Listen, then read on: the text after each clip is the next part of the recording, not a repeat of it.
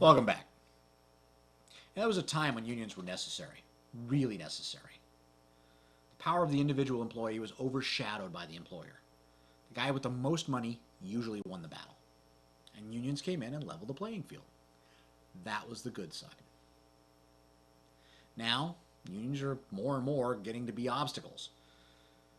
I'm sure there are a number of unions that still serve their members well, protecting them from excesses and abuses by their employers. A great many are doing more to hurt their members than serve them. Let me give you a prime example. The hotel workers at Disneyland went on strike recently. They've worked without a contract for about 2 years.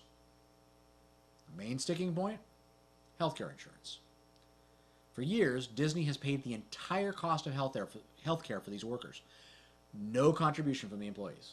Disney wants them to contribute now. Union says no. Now, details are in order here.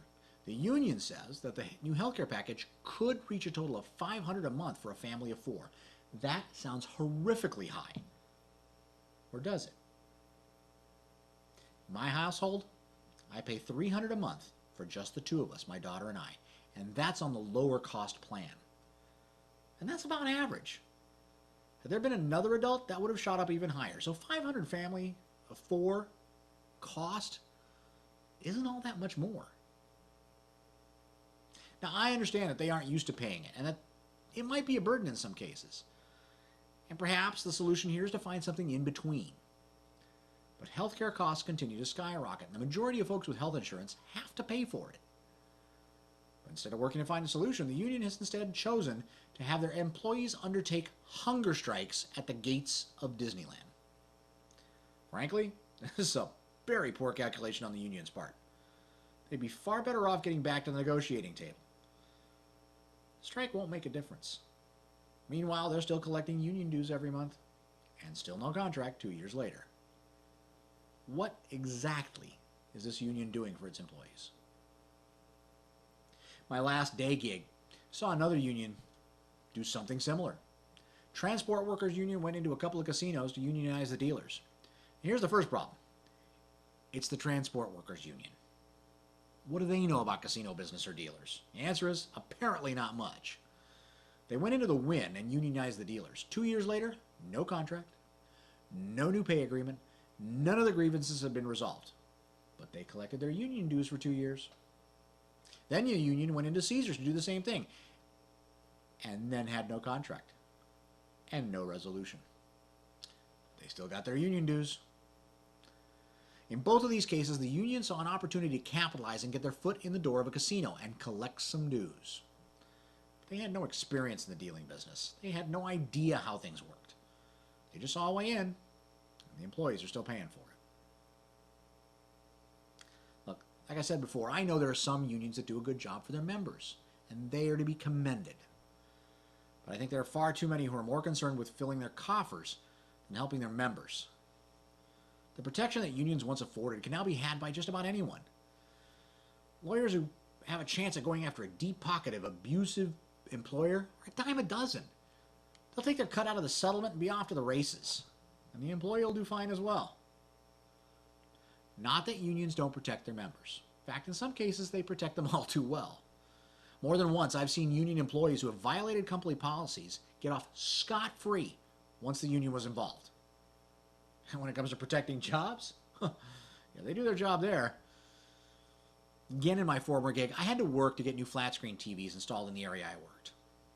Now, I installed flat screens myself, including running all the cable through the walls. It took me, all told, about an hour and a half for one screen. This particular installation took 3 weeks. Why? Because all of the unions involved. First, the drywallers had to come out and cut a hole for the electrical installation, and another hole for the mount. Then the iron hanger had to come out and put up the mount. Then the electrician came out and ran the AC power for the TV. Then came the video cable guy who ran the video cable to the location. Not the same guy. Now, once all the cable was run, they had to call the drywaller back out to finish putting up the ceiling. Then the painters. Then they had to call Teamsters to lift the TV into place. Once it was placed, the AV guy ran the cable to the TV, but then had to wait for an electrician to plug it in. Each stage took a day or two, and there was anywhere from a 1 to 3 day lag between each step. The AV guy couldn't plug anything in, the drywaller couldn't paint. The day they were plugging the TV in, we had an AV guy at the top of a ladder waiting for an hour because the electrician took lunch earlier than he usually did. Then the electrician arrived and the AV guy went to lunch before connecting anything. These guys were all playing by the union rules, all of them. Yet what should have taken 1 to 2 days took 3 weeks. And there were 4 more TVs to install. Of course, the question is, what happens to the dues? How much of it's actually going to help members and how much is actually going into the union coffers? Much of it's likely focused on lobbying activities, twisting the arms of some politicians while greasing the palms of others. But what is that getting the members? Like taxes, it's not about how much you're paying, it's about what you're getting for the money. If you aren't getting your money's worth, you need to start asking a lot of questions. But I do think there are some uses for unions, and one could help in a much different area. Immigration. The major reason there are still illegal immigrants in this country and coming into this country is that employers are hiring illegally. The jobs are here, so they come to work. Unions could be a great resource to employers to ensure that the people being hired are actually here completely legally. In fact, they could offer their services to non-union houses as well for a higher fee. The idea is that they could act as a clearinghouse for workers, ensuring that when someone was hired, all legal checks had been performed. Employers who hired someone from a union could be confident that the background checks had been made, and if there was a problem, it fell on the union, not the employer. In this way, the union is protecting the employer and the employee. The jobs are going to folks here legally, protecting American jobs. Would there be potential for abuse of this or misconduct in this? Sure. But you'd know where to go first. And union employees would be the first to make a complaint about someone who wasn't supposed to be there. Unions have lost a great deal of relevancy in the vast majority of industries. They don't have the clout they used to have or the power, regardless of what some folks might think. They are a voice. They're not as loud as they used to be. But they do have a place. It's just not the same place it used to be. Meanwhile, they need to be careful in this economy what they complain about. When they start complaining about having to pay for benefits, when most of us are struggling to pay ours, it falls on deaf ears. When folks are already paying $250 to $400 a month for their benefits every month, they aren't going to feel too badly for the folks that have paid none. Sure, it's a matter of perception.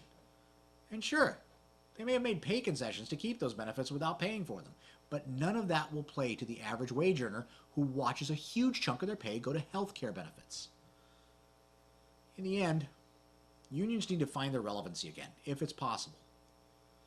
But it shouldn't be about protecting employees that underachieve. And it can't be walking off the job because they don't want to do what most wage earners already do. We'll be right back.